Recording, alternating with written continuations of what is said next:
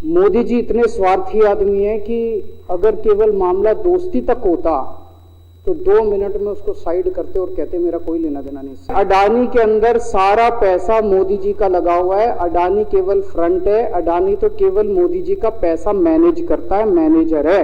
अभी कुछ दिन पहले बीजेपी का एक बहुत बड़ा नेता मिला मेरे को, उससे काफ़ी लंबी चर्चा हुई मेरी, और उसने जो जो बातें बताई वो इतनी चौंकाने वाली थी कि आप सब सुनोगे तो रोंगटे खड़े हो जाएंगे। उसने मेरे से पूछा कि केजरीवाल जी आपको क्या लगता है, मोदी जी अडानी की इतनी मदद क्यों करते हैं? मैंने कहा दोस्त हैं दोनों इसीलिए करते हैं। कहते बस इसलिए। कहता मोदी जी ने आज तक किसी के लिए कुछ नहीं करा, अपनी वाइफ के लिए कुछ नहीं करा, अपनी माँ के लिए कुछ नहीं करा, उनके भाई गुजरात में रहते हैं उनके लिए, किसी रिश्तेदार के लिए कुछ नहीं करा, राजनीतिक गुरु के लिए कुछ नहीं किया। वो अपने दोस्त के लिए इतना कुछ करेंगे, ऐसा कैसे हो सकता है? दोस्त को इतने मेहरबान क्यों है? ऐसी भी क्या दोस्ती है? आज के जमाने में कौन कोई भाई के लिए कुछ नहीं करता, दोस्त के लिए कौन करता है? तो मैंने कहा फिर क्या मामला है?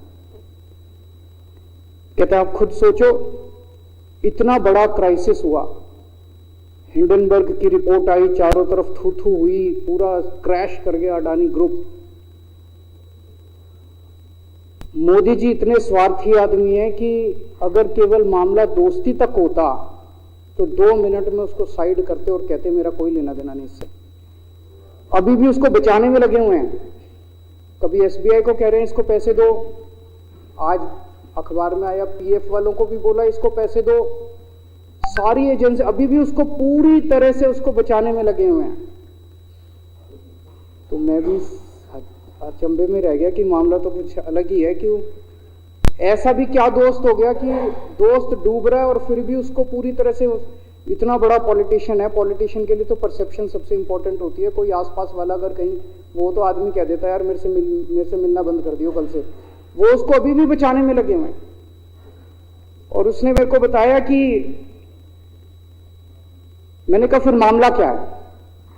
तो कहता है जी अडानी तो केवल फ्रंट है, अडानी में सारा पैसा मोदी का लगा हुआ है। मैंने कहा ये कैसे हो सकता है? ये नहीं हो सकता। कहते हैं अडानी के अंदर सारा पैसा मोदी जी का लगा हुआ है। अडानी केवल फ्रंट है। अडानी तो केवल मोदी जी का पैसा मैनेज करता है, मैनेजर है। उसको 10%, 15%, 20% इतनी कमीशन मिलती है, बाकी सारा का सारा पैसा मोदी जी का लगा हुआ है। अगर कल को जांच हो गई, जेपीसी बैठ गई, ईडी की जांच हो गई, सीबीआई की जांच हो गई, तो अडानी नहीं डूबेगा, मोदी जी डूबेंगे। जिस दिन अडानी डूबा उस दिन मोदी जी डूबेंगे। मैंने कहा यार उनको पैसे की क्या जरूरत है, प्रधानमंत्री जी को, मोदी जी को, उनके ना आगे कोई ना पीछे कोई, उनको क्या पैसे की जरूरत है? तो कहता है सर पैसे की हवस होती है, लत होती है। कहता है इतने दुनिया में इतने बड़े बड़े अमीर आदमी हैं, उनको कोई अब और पैसे की थोड़ी जरूरत है, लगे पड़े हैं सारे, और पैसा और पैसा और पैसा। बोला हवस होती है। बोला जिस दिन अडानी दुनिया का सेकंड रिचेस्ट मैन बना था, अडानी दुनिया का सेकंड रिचेस्ट मैन नहीं बना था, मोदी जी दुनिया के सेकंड रिचेस्ट मैन बने थे। और अब मोदी जी का ख्वाब है, उनका सपना है कि वो दुनिया के रिचेस्ट मैन बनना चाहते हैं। प्रधानमंत्री तो बन गए, वो दुनिया के रिचेस्ट मैन बनना चाहते हैं। फिर उसने मेरे को एक एक करके, मैं बड़ा धीरे धीरे उसकी बातों पे, पहले तो मैं एकदम शॉक हो गया ये कह क्या रहा है कि अडानी के अंदर सारा पैसा मोदी जी का लगा है। फिर मैं धीरे धीरे उसने एक एक करके बातें खोल के समझानी चालू की। कहता है मोदी जी श्रीलंका गए, श्रीलंका के राष्ट्रपति राजापाक्सा हैं। राजापाक्षा को मोदी जी ने जबरदस्ती करके वहां का विंड प्रोजेक्ट अडानी को दिलाया। क्यों दिलाया? मैं आप लोगों से पूछना चाहता हूं, आप में से कोई विदेश जाएगा तो वहां की किसी एजेंसी को जबरदस्ती करके अपने भाई को, रिश्तेदार को ठेका दिला के आओगे क्या? ऐसे कोई करता है क्या? मोदी जी ने जबरदस्ती राजापाक्षा के ऊपर प्रेशर डाल के वहां का विंड प्रोजेक्ट अडानी को दिलाया। अडानी को नहीं दिलाया, खुद लिया वो प्रोजेक्ट। वो मोदी जी का प्रोजेक्ट है, वो अडानी का प्रोजेक्ट नहीं है। और ये बात कैसे निकली? वहां का जो बिजली बोर्ड है श्रीलंका का, जैसे अपने यहाँ स्टैंडिंग कमेटी है असेंबली की, पार्लियामेंट की स्टैंडिंग कमेटी है, वैसे उनकी भी पार्लियामेंट की स्टैंडिंग कमेटी होती है।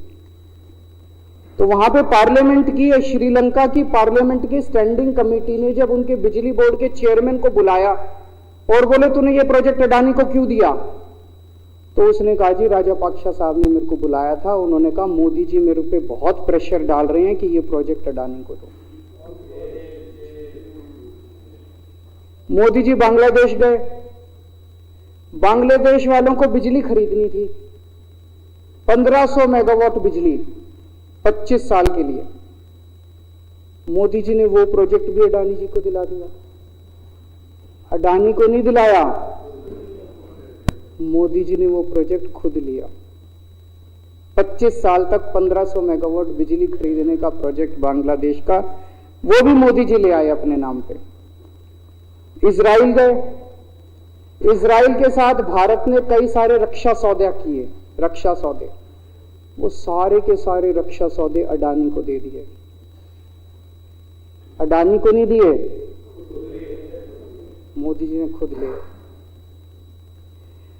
अभी 2-3 साल पहले 6 एयरपोर्ट की नीलामी हुई प्राइवेटाइजेशन के लिए, सरकार ने उनकी नीलामी करी, भाई प्राइवेट प्लेयर आके लो। उसमें एक कंडीशन थी कि उसी को दिया जाएंगे ये एयरपोर्ट जिसने पहले एयरपोर्ट का काम कर रखा है। हर सरकारी ठेके में होती है, हम सड़क बनाते हैं, कहते हैं भाई सड़क, जिसको ठेकेदार को सड़क बनाने का एक्सपीरियंस है उसी को दिया जाएगा। हम बिल्डिंग बनाते हैं, हम कहते हैं भाई ये पानी के वाटर ट्रीटमेंट प्लांट लगाते हैं, हम कहते हैं भाई जिसने WTP वाटर ट्रीटमेंट प्लांट इतने लगा रखे हैं उसी को दिया जाएगा। हम सीवेज ट्रीटमेंट प्लांट बनाते हैं, हम कहते हैं जिसको 20 साल का एक्सपीरियंस है, 15 साल का है, उसी को। इसमें भी ये कंडीशन थी कि जिसने इतने साल तक एयरपोर्ट चलाने का काम कर रखा उसी को दिया जाएगा। अब अडानी ने तो कर नहीं, मोदी जी ने तो कर नहीं रखा था, अडानी ने तो कर नहीं रखा था, तो क्या करते? आखिरी मोमेंट पे वो कंडीशन हटा दी गई, बोले कोई एक्सपीरियंस की जरूरत नहीं है। 6 एयरपोर्ट नीलामी पे थे, 6 के 6 एयरपोर्ट अडानी को दे दिए, अडानी को नहीं दिए। मोदी जी ने वो खुद 6 के 6 एयरपोर्ट खुद अपने नाम कर लिए। आज 2021 नवंबर में एयरपोर्ट टेक ओवर किए, 2023 1.5 साल हुआ है। 1.5 साल के अंदर आज एयरपोर्ट का 30%, पूरे देश का एयरपोर्ट का जितना धंधा है, बिजनेस है, उसका 30% बिजनेस जो है वो मोदी जी के पास है। 30%, 1.5 साल के अंदर इतना बड़ा भारत देश, इतने एयरपोर्ट, 30% एयरपोर्ट का बिजनेस आज मोदी जी के पास है। एक और बड़ी इंटरेस्टिंग चीज हो रही है, ये ईडी और सीबीआई को इस्तेमाल करके बंदूक यहां रख के लोगों की फैक्ट्रियां छीनी जा रही हैं। मतलब 10 अक्टूबर 2018 को 10 अक्टूबर 2018 को कृष्णापट्टनम पोर्ट के ऊपर इनकम टैक्स की रेड हुई और 6 अप्रैल 2020 को 1.5 साल बाद वो पूरा एयरपोर्ट अडानी ने खरीद लिया। उसके यहां बंदूक रख के उसको कहा या तो दे दे और या जेल। तो वो अडानी ने नहीं खरीदा, वो मोदी जी के पास चला गया कृष्णापट्टनम एयरपोर्ट। 10 दिसंबर 2020 को एसीसी और अंबुजा सीमेंट पे रेड हुई और 2 साल बाद 16 अक्टूबर 2022 को दोनों सीमेंट प्लांट मोदी जी के पास चले गए।